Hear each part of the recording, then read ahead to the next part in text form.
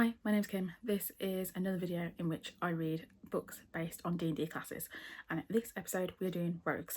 So if you would like some more information on the rest of the series, I've got a playlist with the rest of the videos I've done so far, but this one will feature Rogues, or as close to Rogues as we can get. Because Rogues is a D&D term, I've kind of just gone down the route of thieves, assassins, but most of these are just basically thieves, or books about thieves. So a couple of these are quite, I would say, popular and got almost classic fantasy books that I've been interested in reading that I thought would be a really good fit for this video. One of those being The Laws of Locke Lamora by Scott Lynch. I also have The Palace Job by Patrick Weekes, Theft of Swords by Michael J. Sullivan, and also The Black Tongue Thief by Christopher Buehlman. I know very little about these books apart from the fact that they are books with thieves in them, and that was my main criteria when I was making my list. I've actually started The Black Tongue Thief already. I'm about 20% in. It is my second try at a Christopher Buehlman book. I have also tried Between Two Fires, but I didn't softy enough it, but it's just I was like choosing what book to read, and I decided at the time that that one wasn't the one I wanted to go for. But the tone of the two feel really different, because Between Two Fires is a very dark, grim medieval story, and this one's also medieval, but the main character is very jokey. There's a lot of jokes so far, and that kind of tongue-in-cheek to reader almost sense of him saying stuff like, I was going to do this but then I got arrested, and you then go through the process of how he ended up getting arrested. So far I'm liking it. We've not really gotten anywhere at this point, and we just know that he is going with this lady named Galva, and that's kind of it. And from that point on we will progress and see what it is that she's up to, and what he's been asked to do. So I'll check in with you when I have progressed a little bit further. Hello from Lincoln. I'm here for work for the night, so I thought I would do my update here so you can get a new fancy location. Okay, me in a hotel. And also because I was too tired to update yesterday after work about my book. So back on track. What am I saying? I'm losing my mind already. I finished The Black Tongue Thief. I'm giving it 3 stars. I did like it. I thought that the world building was really interesting, and the only thing I can think to compare it to is R.J. Barker's The Tide Child series, where for the first 100 pages of that I was kind of lost completely, because you were immediately flung in to this quite detailed and intricate and different world building, and it felt very similar with The Black Tongue Thief. You've got different names for coins and different games and different sorts of people, and it is explained within the text, and I did a lot of that aspect of it because I think it makes for a very unique and very well built world. But I think the plot wise was I won't say weak, but it was kind of it just didn't really have my interest that much. We follow our main character Kinch, and he is supporting this lady named Galva as they go to try and hunt down Galva's lost princess, essentially. And there's stuff about war and giants and goblins. Famously there was a war between goblins and the human people, and and there's this guild that Kinch belongs to. He's got a tattoo because he hadn't paid back his debts, and so it means that people can slap him and they get essentially a drink on the guild, I guess, because they know him. He's branded as like someone who's not been able to pay back his debts, and so this guild has a stake in what's going on as well. And so there is a lot going on, but just plot wise I wasn't really hooked. And like I said, it is quite a humorous book. There is a lot of humour and a lot of kind of jokes, and that plays a big part of almost like the lightheartedness of it, and I can't get over how drastically different it is from the kind of maybe chapter or two I read of Between Two Fires, which I guess is a symbol of how different, how good it is that Christopher Buehlman can write 2 different styles. But I just remember that being so bleak and so dark in that first 2 chapters, and this is a completely different story. But as I said, it ended up being a 3. I still liked it. We did follow someone who was a thief, who was a member of a thieves guild, and I have now started The Laws of Locke Lamora by Scott Lynch. I am 20% of the way in, and we are following our main character called Locke Lamora, which I didn't realise that was going to be his name. I know it sounds really silly, but I think it's quite a cool name. I was like, wow, his name is Locke Lamora. And in the early chapters we are seeing some excerpts of Locke when he was young, and how he kind of got his start, and how he's always been someone who is a little bit of a criminal mastermind, essentially. And then we're also flashing in those are kind of flashbacks, while for the majority, once we're out of that first part, we are spending time in what is kind of present day, where they are trying to pull off this con essentially. And I think I'm starting to get the idea of why they're pulling it off, to kind of pay back some money that he owes. And so I'm interested to see how it's going to play out. Again, some interesting world building. I don't know what I was anticipating going into this. I just know that it's obviously a really popular book and loads of people really hold it quite dearly. So I am looking forward to reading more and finding out more about why people love it so much. This video was initially meant to go out at like this time. Essentially, it's like near the end of June, and I was meant to put it out now, but my reading month, as I've said multiple times, has not been a great reading month, and so I'm going to push it out at the beginning of July instead. I'm hoping that, you know, I've still got a few days, I can finish this one. I've also then got the Palace Job, and then I just need to grab what's the other one, the Michael J. Sullivan one, Thieves, Prince of Thieves, I don't know, I can't remember. I just need to grab that one, so I'm hoping that I'll be able to get through that in early July, and then you'll be able to see this video, because I have plans for July. I said that for June and it didn't work out, but I have booked plans for July, and I'm not going to let them escape me this time. Anyway, I'm off to enjoy my night of peace and quiet in this hotel and get some food. What I'm going to eat, I don't know.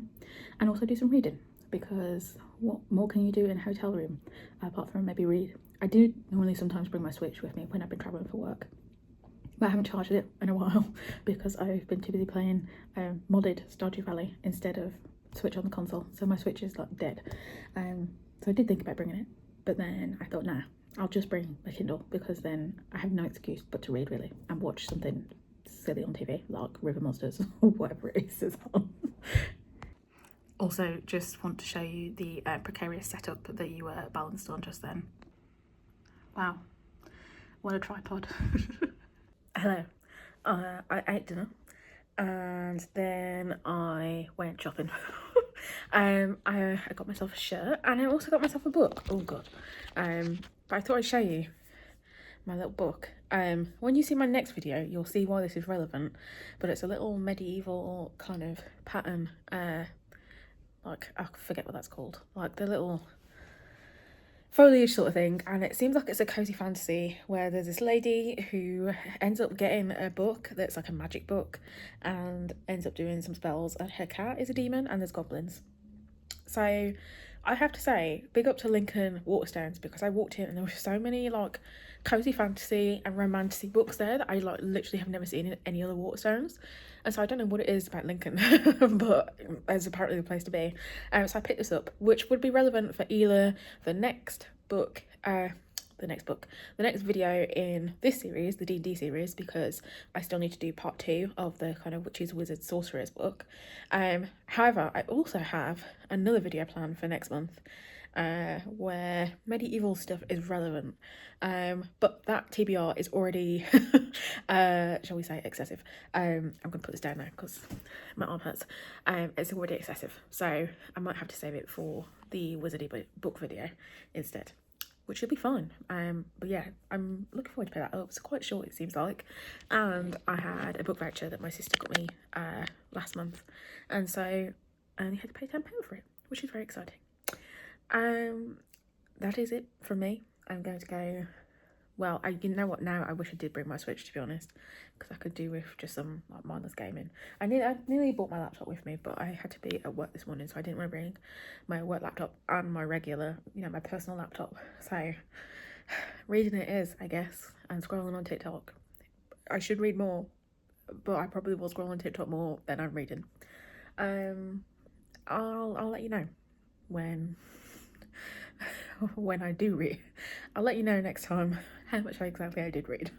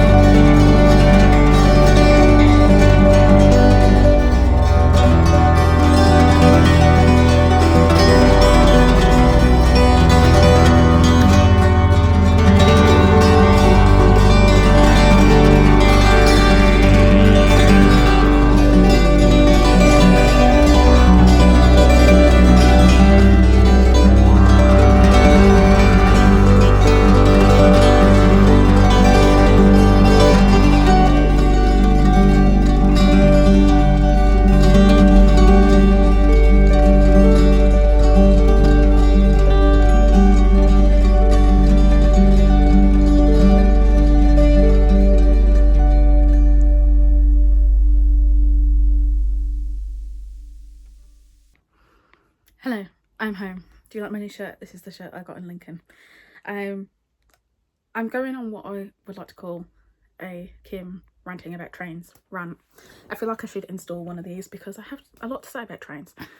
What I didn't tell you in one of the previous clips is that when I was reading the Black Tongue Thief, I was actually going to see my friends for my friend's stag do, and I ended up being on the train and I read a good portion of the book, and then I ended up getting stuck on the train for 4 hours because we Trigger Warning Death hit some pigeons, and one of the pigeons dislodged the air thing under the train, which made it hit the brake failsafe, which meant that we were stuck and had to disboard the train and reboard another train, and it took me 4 hours longer than planned to get into where I needed to be. And so at the time I had read like 60% of the book and was like, man, I could totally have finished the book on this train. And then I didn't because I couldn't bother because it was really warm and hot and I was flustered. Anyway, that is now the third bad thing on trains that's happened this week, although that one's the most significant. But when I was on the way back from Lincoln, we ended up getting delayed again by an hour, and so again, like, I could absolutely be using train time to be reading, and then I just don't. I stare out the window because I'm hot and frustrated about life. Anyway, that's all to say is that I did get 20% of the way through the Los Lamora in my hotel room when I was reading.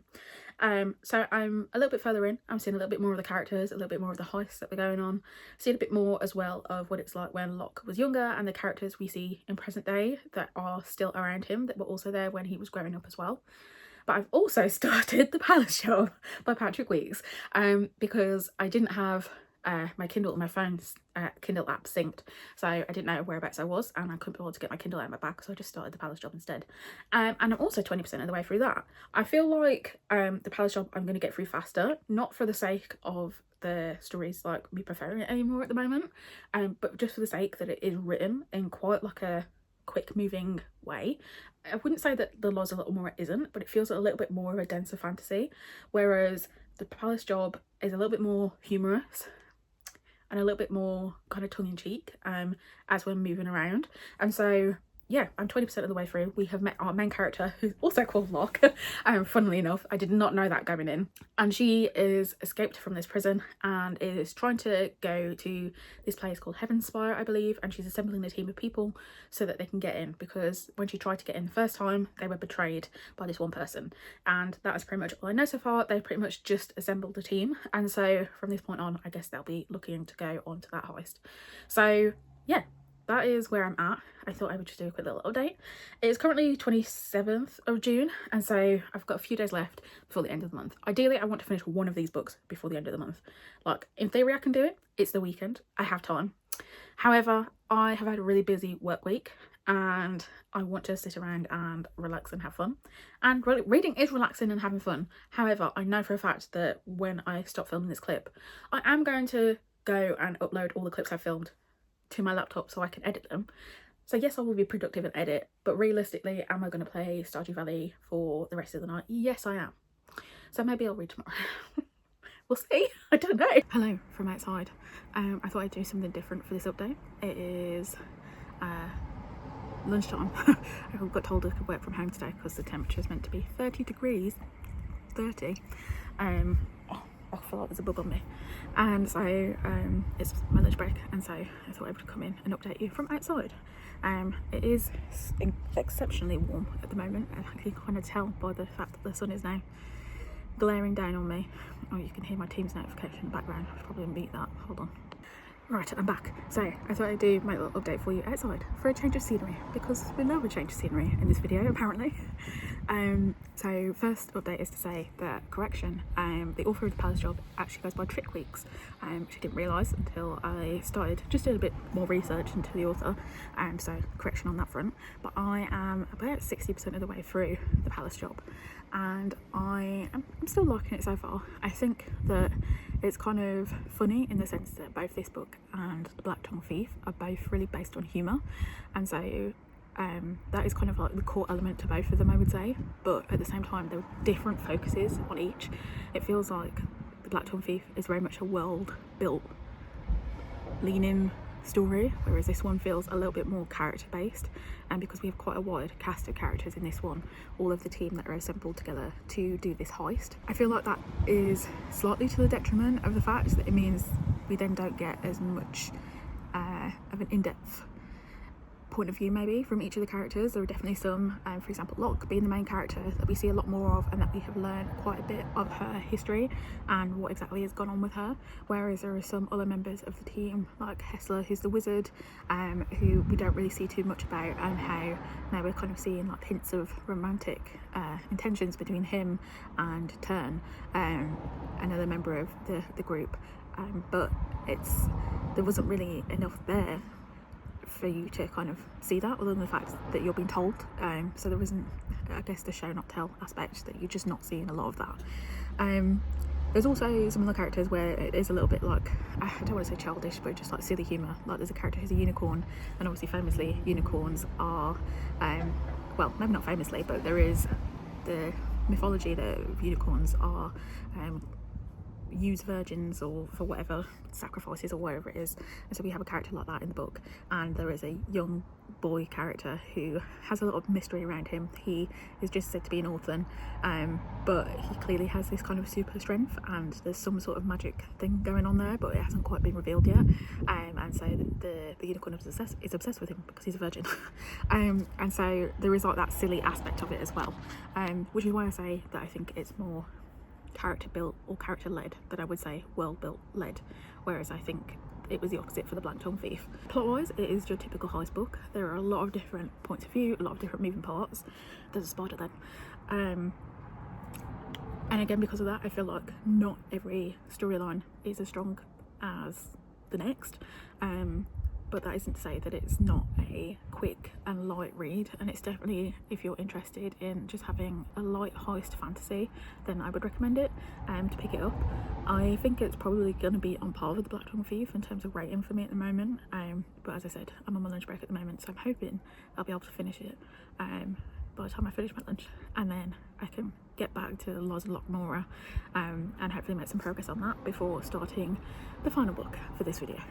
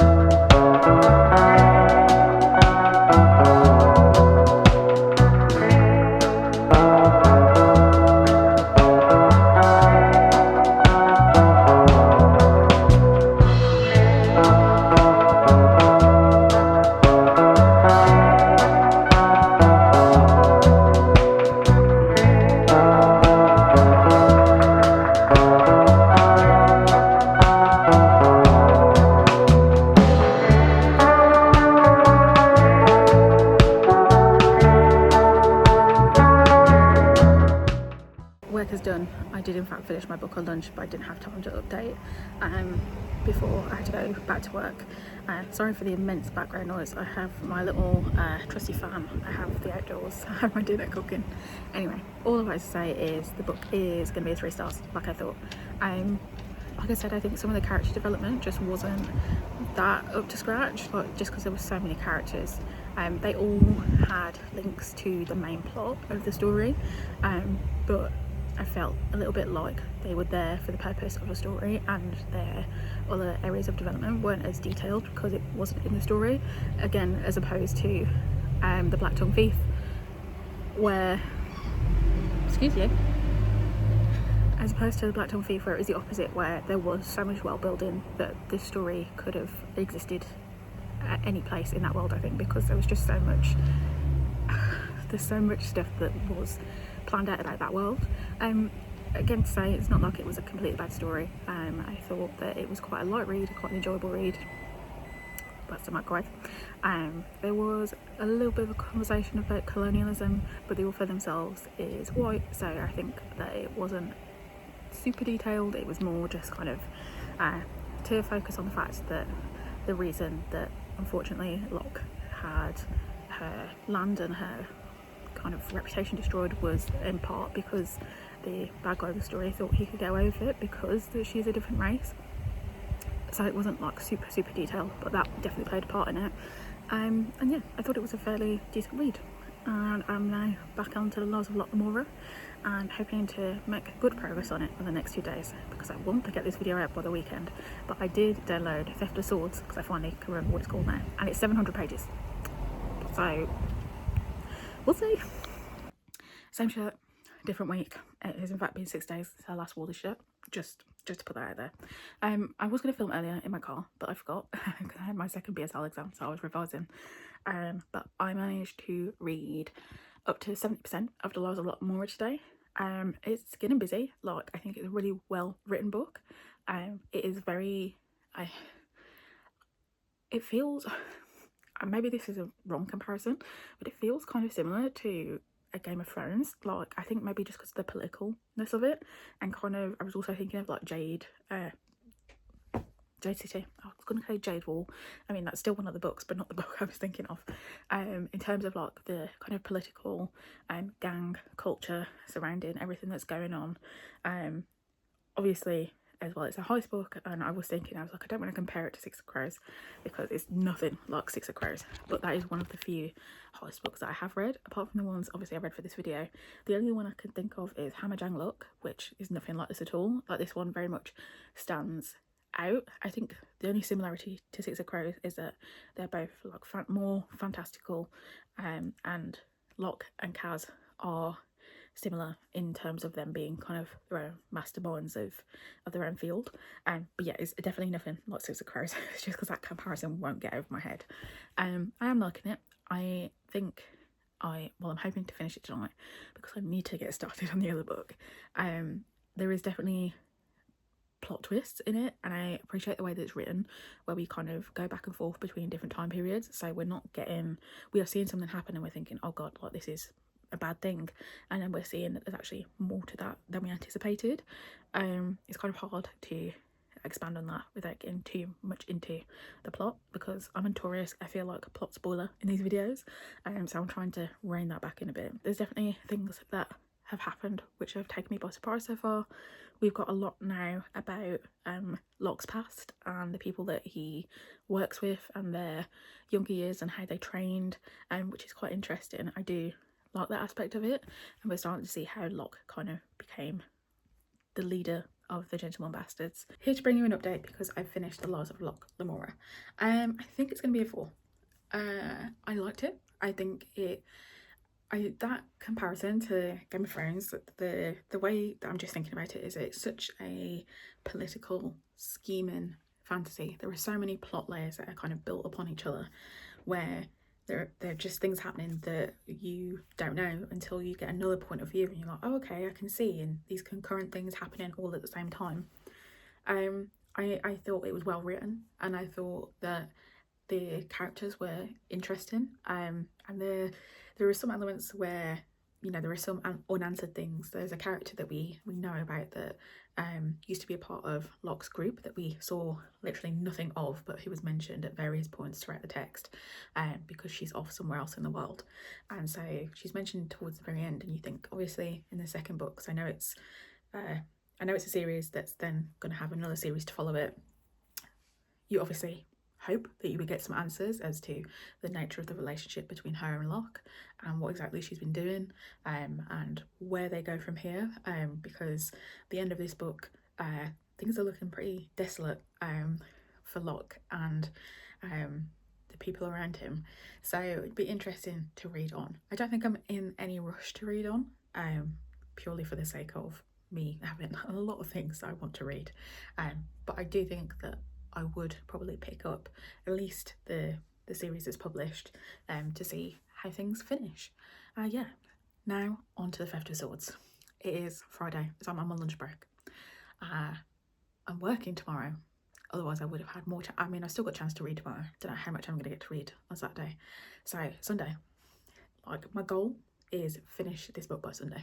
I think that's really unrealistic, but because I have plans for my other video that I want to do, and I know I want to read those books, I need to make sure I make an effort. So after work today, that's going to be my goal, to go away and to read what I can tonight, and then hopefully make at least a good headway so that I can make some more tomorrow and finish it by Sunday and have this video out maybe by Monday. We'll see.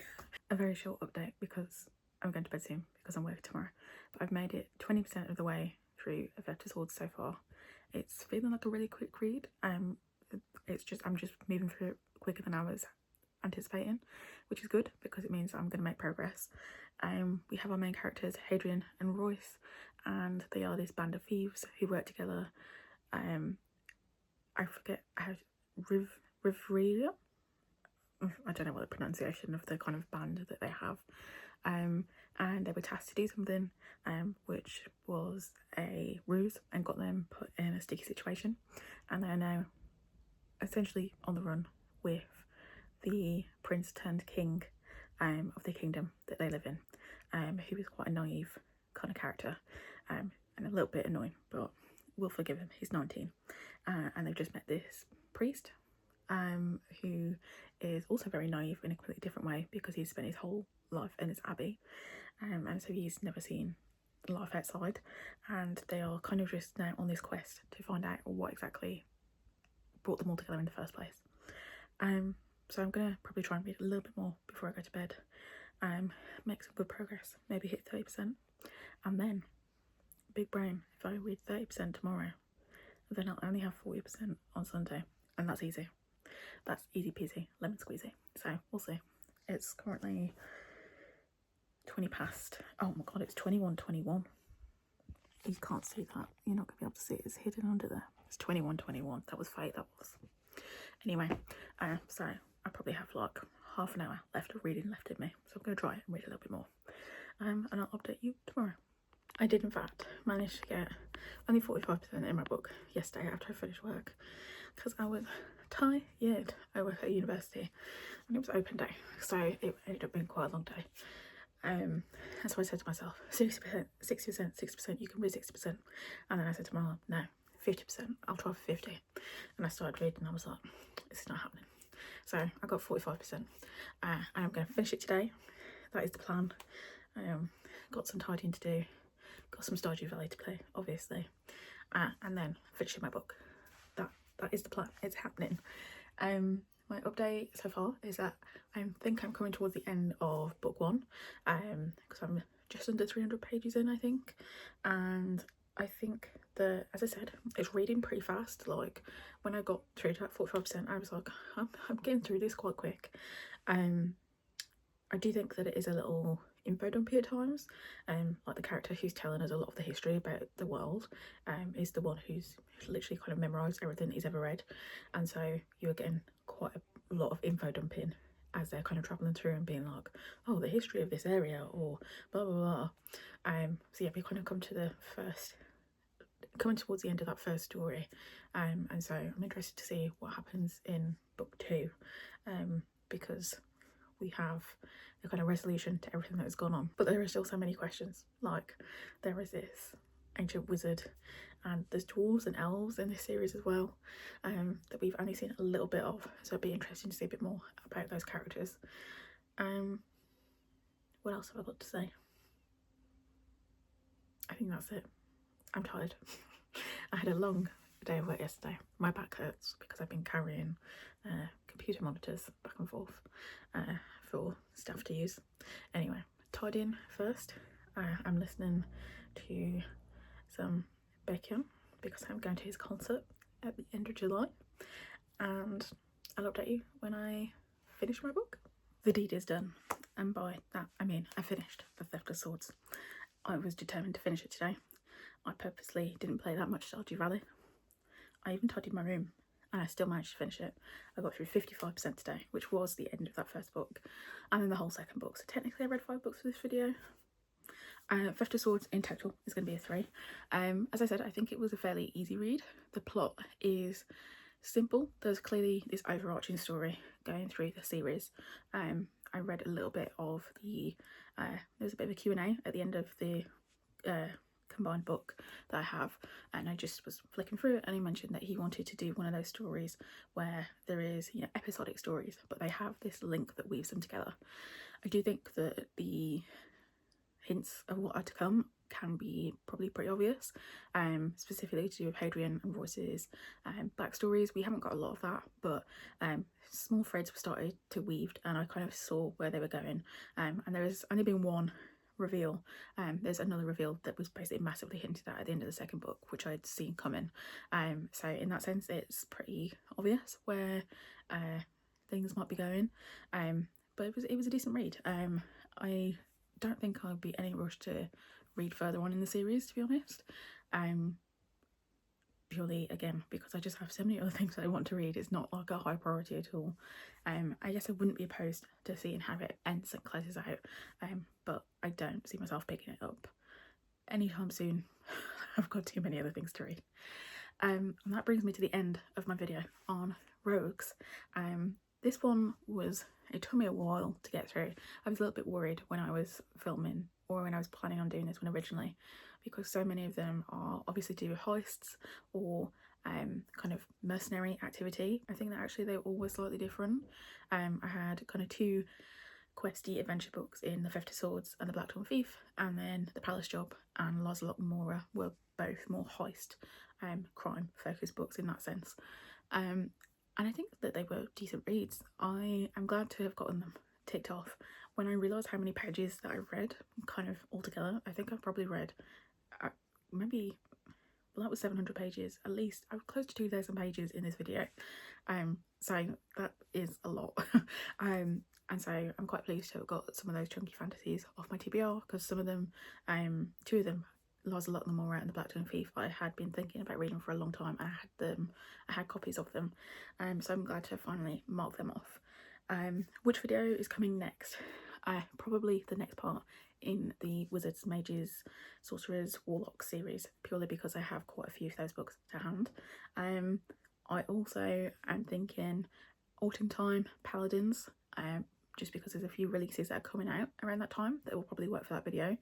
And funnily enough, the other one that I have quite a few for is Ranger, which was kind of unexpected, but that still means that Cleric, Artificer, Druid, and also my kind of fighter, barbarian / monk video is still to come as well. So we'll see what books I basically find to build my TBRs, because that'll be the thing that's dependent on whether they come next. But that's it for this video. I will see you in my next one.